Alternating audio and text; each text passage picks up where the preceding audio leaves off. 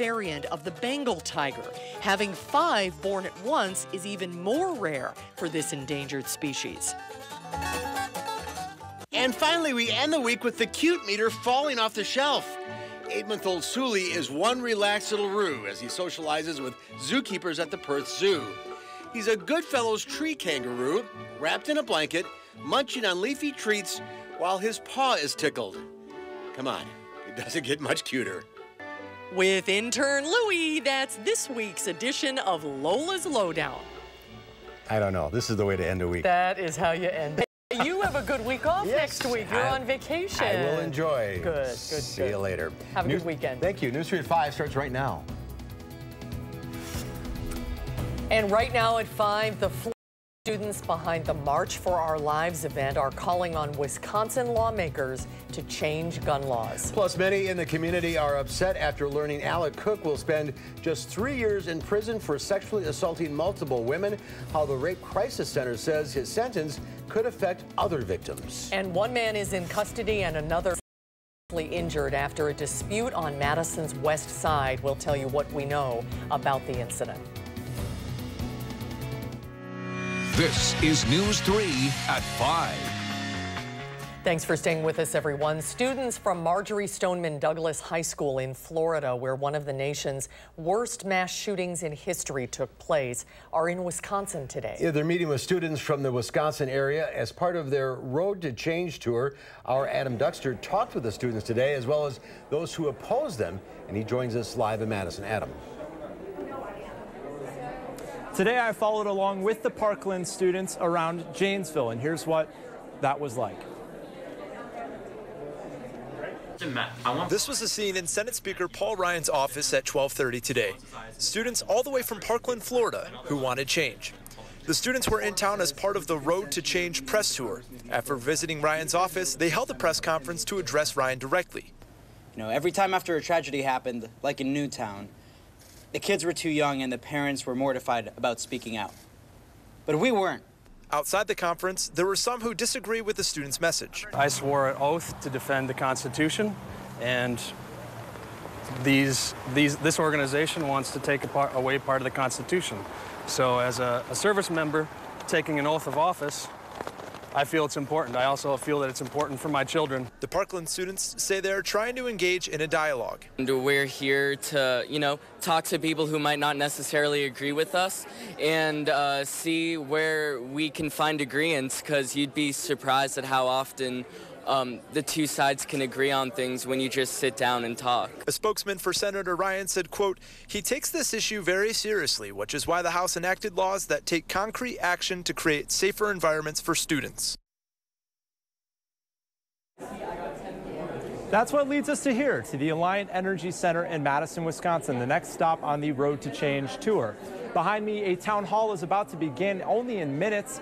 They'll be talking about some of the things we discussed today, as well as registering people to vote.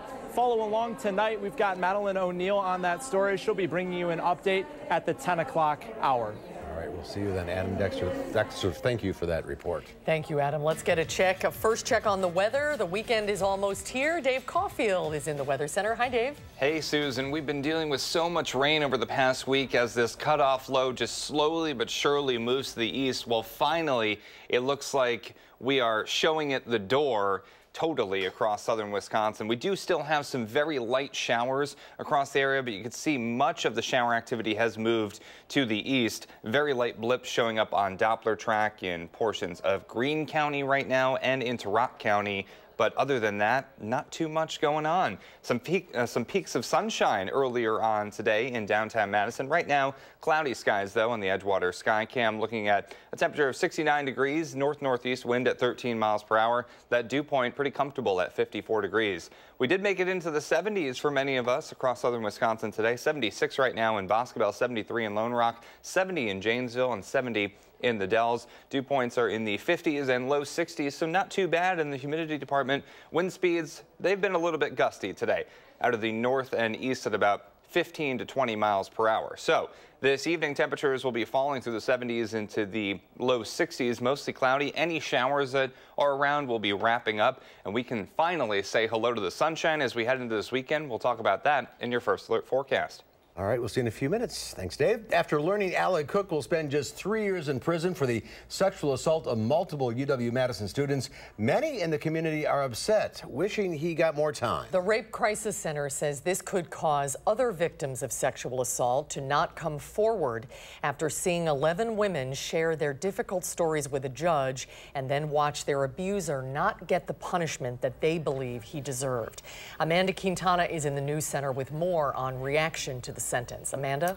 Yes, the Rape Crisis Center is really disappointed in yesterday's sentence. The executive director says that they are feeling defeated and they're also feeling sad, especially for those 11 victims who went forward and told their stories of sexual assault by Cook in their statements. She said although Cook will have freedom after just 3 years, the victims will be dealing with the pain for the rest of their lives. Although she wishes his punishment included more time in prison, she says hope and expectation are very different in these cases.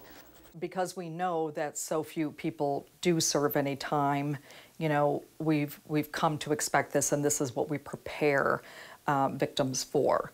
But we hope that we have evolved as a society and that this judge would have evolved as a human being.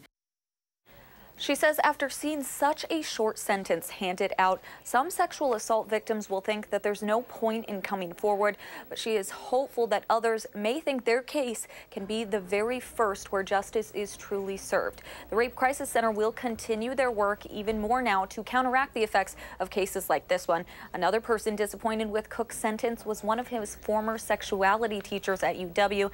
At 6, we will hear why she also had hoped that he would get more time. We will see you at 6. Thanks, Amanda. Thanks. Police are looking for suspects who fired shots and caused another vehicle to crash into a building last night. Madison police say it happened in the 1800 block of Northport Drive around 10 o'clock. Officers responded to reports of shots fired and found casings and damage to a building at the scene. Police found a vehicle nearby with significant damage and the victims, 2 men, ages 24 and 21. The victims told officers that they were chased by a gold Crown Victoria and that the occupants of the vehicle fired rounds at them and hit their car. Police are still investigating. One person is in the hospital after their vehicle crashed into a Columbia County creek. According to the Columbia County Sheriff's Department, it happened just after noon today. Deputies received reports of a crash on County Road CM near Dixon Road in Fort Winnebago Township. The caller said a vehicle left the road and went into Neenah Creek. The driver was removed from the vehicle after being underwater for about a half hour. They were then taken to an area hospital. One man is in the hospital and another in custody after police surrounded a Madison apartment complex today. Police say they responded to a report of a violent disturbance around 5 this morning. The standoff finally came to an end at 11 o'clock this afternoon. Our Jamie Perez is live on Raymond Road where it all happened with the latest. Jamie? Thanks, guys, and that's right. This apartment complex that you see here behind me is where all of this happened, and police said that they were able to arrest the suspect around 11 o'clock this morning without any supposed complications, but they did say that he was actually quite eager to get some medical attention for himself. Now, police have not yet released the cause of that dispute, and one man was taken to the hospital early this morning while the 31-year-old suspect is detained for questioning. Now, a 6-hour standoff like this is, according to Neighborhood Watch, not the norm, and when things like this happen, they're afraid it can tarnish their community and kids who see it all unfold. And I want to get off before I get upset because it's pure BS. Just like when that woman rolled up, she said, "Who got shot in this neighborhood?" That's the first thing she said, like all we do is shoot our neighborhood up. We don't. Police say they did the best they could with the resources they had to make sure everything was handled as safely as possible. There are still some unanswered questions. We'll get that information to you as soon as it becomes available to us. Jamie Perez reporting live. Jamie, thanks. A Janesville man who fled from a traffic stop was arrested last night thanks to a canine officer and observant citizens. An officer initiated a traffic stop around 8:15 in the 1200 block of Menard Street. While the officer was approaching the vehicle, the driver sped away. The officer followed the vehicle and the driver later fled on foot. Janesville's K-9 Fred searched the area and along with alert citizens were able to locate the driver. He's 27-year-old Nathan Hevel. Officials say he was taken to the hospital for injuries he suffered. Another Democratic candidate for governor has dropped out of the race. State Representative Dana Wachs of Eau Claire announced today he is ending his campaign and he is endorsing Tony Evers. The move comes after Milwaukee businessman Andy Gronick dropped out yesterday. Evers had a double-digit lead over 9 other challengers in the latest Marquette Law School poll that was released on Wednesday. Wachs says in his announcement he will continue to work to defeat Governor Scott Walker, who is seeking a 3rd term. Our rainy week is leading to some parking changes at the American Family Insurance Championship. Grass lots at University Ridge are closed for today. People are encouraged to park at Verona High School or Badger Ridge Middle School, and if those lots are full, park at the Redden Soccer Complex. Shuttles will drop people off at the front gate of the tournament. The parking plan is in effect for today only. Parking plans for the rest of the tournament will be announced at the end of play today. There is an effort encouraging people to celebrate Independence Week. Small business owners along Monroe Street are facing mounting challenges this summer as they try to attract customers amid major construction. That's why Monroe Street will serve as the kickoff location for Independence Week, an annual event to celebrate locally owned businesses in Madison, Dane County, and South Central Wisconsin. Dane Buy Local sponsors the week, calling it a great way to invest in the local community. We have a unique situation here in Dane County where we have a high quality of living, and we want to be able to continue to support that. And it's because of the local businesses that we have that unique setting here in the area. So if it wasn't for them, we wouldn't have the tax base, we wouldn't have them reinvesting into the community, they wouldn't be organizations that would be providing support to nonprofits, which we have many of here in Dane County. Independence Week is put on by Dane Buy Local, which is the 2nd largest program of its kind. Its mission to educate the public about the benefits of thinking local first. Independence Week runs today through the July 4th holiday. Still to come tonight on News 3 at 5, the president is once again calling for Congress to pass tougher immigration laws. We'll have the very latest. And the European Union is slapping tariffs on U.S. products, including one popular product made here in Wisconsin. And take a look at Wall Street. The Dow Industrial is breaking its 8-day losing streak, up 119 points. The NASDAQ, however, down 20. The S&P 500 was up 5. We'll be right back.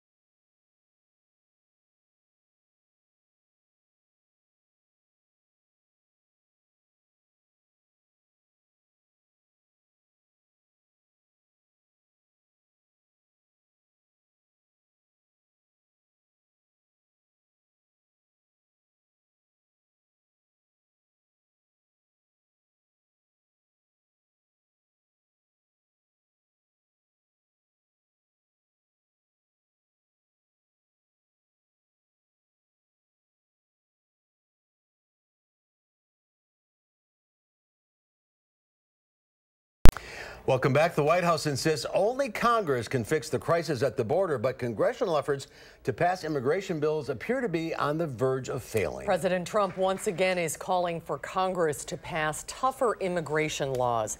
The president invited families of people killed by undocumented immigrants to the White House today. He claims Democrats want open borders, which allows in criminals. These are the stories that Democrats and people that are weak on immigration, they don't want to discuss, they don't want to hear, they don't want to see, they don't want to talk about. Republicans had to delay a vote on an immigration reform bill in the House because they couldn't get enough support within their own party. Democrat Ted Lieu broke House rules to play audio that was reportedly obtained inside a detention center where immigrant children had been taken from their parents. Where 2,300 babies and kids in detention facilities were ripped away from their parents. I think the American people need to hear this. The GOP compromise bill provided $25 billion for the president's border wall to end the family separation on the border and to fix DACA so that dreamers are protected from deportation. The European Union is slapping new taxes on billions of dollars worth of U.S. goods in retaliation for President Trump's steep tariffs on European steel and aluminum. The new 25% import duty targets products made in Republican strongholds, including orange juice from Florida and bourbon from Kentucky. America's iconic Harley-Davidson motorcycles are also being hit. Now President Trump says he's threatening to slap a 20% tariff on cars from the European Union. The Supreme Court ruled today that a warrant is generally needed if the government wants to track cell phone location data. The justice's 5-4 decision today is a victory for privacy in the digital age. It's a big change from when authorities could go to the phone company and obtain information about the numbers dialed from a home telephone without presenting a warrant. Chief Justice John Roberts wrote the majority opinion, joined by the court's 4 liberals. Today is Take Your Dog to Work Day, but some U.S. companies celebrate pets every day. The tech company Fueled is one of a growing number of companies that allows you to take your pet to the office. A new survey found 44% of Americans would consider a career move for a pet-friendly workplace. Rena Lafai with the ASPCA says research shows dogs in the office can lower stress, and it can also lead to increased productivity. The survey also showed more than 1/3 of Americans would swap other employee benefits for a dog-friendly workplace, including less vacation or even a pay cut. I'd swap some co-workers for some dogs, but that's something else altogether. Dave Caulfield not included in that. He's in the backyard. We're going to break this string of cloudy, wet weather. Finally, as we head into the next couple of days, I think my cat at work would stress me out because he would just like be running everywhere and getting into things that he's not supposed to, causing mischief, like cats are very good at, as well as myself. Check out this photo sent in from Columbus. Joe Murray sends this in. That is absolutely gorgeous. This is this morning. We have had some peaks of sunshine today, and we got one at a very good time. Earlier this morning, the sky lighting up with all those great colors, but we also did get some rain today. What else is new? Another 0.03 of an inch of rain, bringing our total for the month up to 5.06 inches of rain, about a ½ an inch above the monthly average for June. And we're up to 16 out of 22 days have had some sort of rain in June in Madison. We are very fast approaching this list. Remember, 24, the record set back in 1892. That's 80% of the time. We're still on pace for about 21 days in the month of June, but things are getting better. There is light at the end of the tunnel. We can sing some Aretha Franklin because high pressure is going to rescue us from this rain, because we're lonely and we're blue. And we need you and that sun too, and it's coming as we head into the next couple of days. But right now, still a chance for maybe a few more sprinkles as this cutoff low pressure system continues to take its sweet time moving to the east. So some sprinkles, some light rain and drizzle possible this evening. After that, I think our rain chances go way down as we head into Saturday. Check out this time lapse in Madison on the WISC-TV Skycam. We could see that kind of fiery flash flash there in the morning because of that peak of sunshine, but also some more raindrops on the tower cam. Clouds were around for much of the day. We actually saw some peaks of sunshine earlier this afternoon, but right now the clouds are back. They're not giving up without a fight, with temperatures in the upper 60s and north-northeast wind at 13 miles per hour. But for Shake the Lake tomorrow, the weather is looking fantastic. We can shake, rattle, and roll all we want for all outdoor activities. Temperatures will be in the mid-70s for highs, and by 10 p.m. still in the upper 60s, pleasant temperatures. And the most important thing, folks, a dry forecast. High temperature trend will be hovering around 80 degrees over the next couple of days, but as we head into the middle of next week, look how things start to take off again. If you're a fan of more typical summer weather, it arrives about a week behind schedule, but it will be here with heat index values in the low 90s before you know it. Temperatures right now are in the 60s and 70s across the area. It does feel a little bit cooler than that because of that breeze out of the north and east. Dew points still very comfortable in the 50s and low 60s. I mentioned that breeze. Wind speeds out of the north and east at about 15 to 20 miles per hour. Tonight, mostly cloudy and comfortable with lows in the mid-50s. For tomorrow, partly sunny. I don't think we have to worry about that rain. A little bit milder with highs in the mid-70s. So future track is getting a lot quieter, and it definitely deserves to. We deserve a couple of days of no rain. Starting off in the 50s tomorrow, we'll reach highs with plenty of sunshine in the mid-70s. Then as we head into Sunday, there is that slight chance still of a few showers and thunderstorms. So keep that umbrella at the ready, but hopefully we won't need it again on Sunday, because another nice day coming up on Monday with pleasant temperatures. Your 7-day forecast showing things getting a little bit more stormy as we head into the middle of next week. Humid weather returns and the hot weather returns as well, with heat index values in the mid-90s by the time we get to next weekend. Now let's take a look at your first alert traffic update.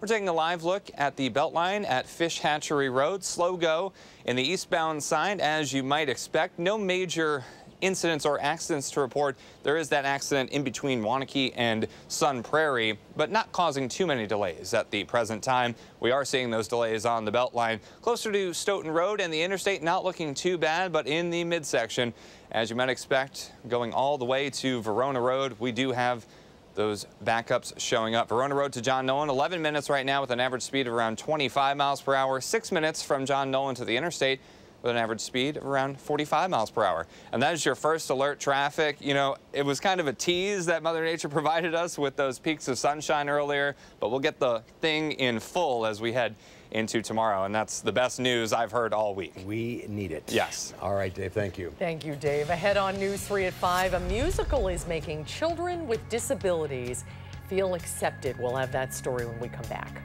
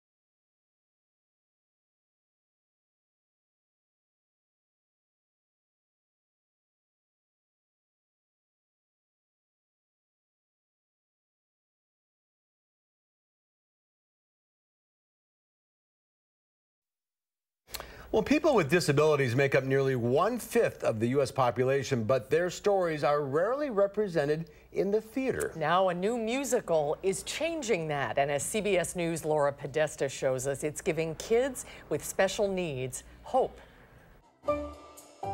It has puppets, dancing, and lots of laughs. But the new off-Broadway musical, Addie and Uno, is doing something much bigger than entertaining its audience. What the show teaches is that kindness makes a difference. The puppets have disabilities. Uno is autistic, Addie has ADHD, and RJ has cerebral palsy. Co-producer Anastasia Somoza also has cerebral palsy, but it has not held her back. She attended Georgetown University and worked on Hillary Clinton's presidential campaigns. Me and RJ are very similar, and I love that. I know I'll reach the sky.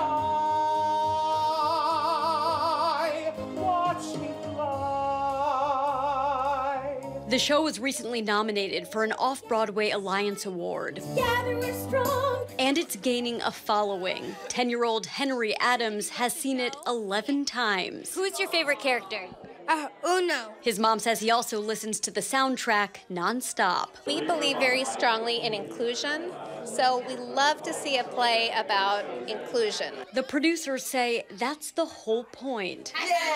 As long as you have your friends and you believe in yourself, you can overcome any obstacles. And that is such a universal message. It's also fabulous for young people with disabilities to see themselves. They can do anything they want to do. Addie and Uno is teaching all children to follow their dreams. Laura Podesta, CBS News, New York. That is fantastic. Brilliant, isn't it? Yeah. Addie and Uno is a 45-minute production without an intermission, so kids can comfortably sit throughout the entire musical. It runs every Saturday at noon at the Kirk Theater in New York City. If you're ever there, check it out. And we'll have a final check of your weather when we come back.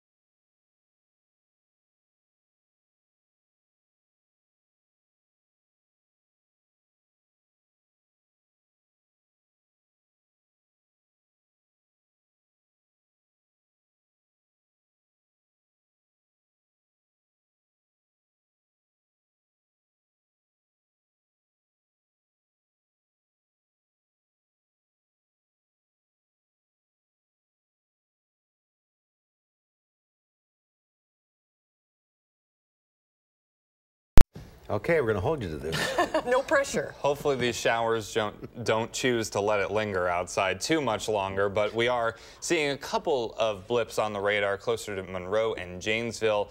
Other than that, I think we will start to see those clouds break overnight into tomorrow. Partly sunny skies and temperatures in the mid-70s, and we get to see that sunshine. Yay! 7-day forecast showing temperatures in the 80s, a slight chance of showers and storms on Sunday. Then we do get a little bit more humid into next week. There you go. Thanks for your help this week, Mark. You're welcome. Appreciate it. Have a good night, everybody. See you back here at 6.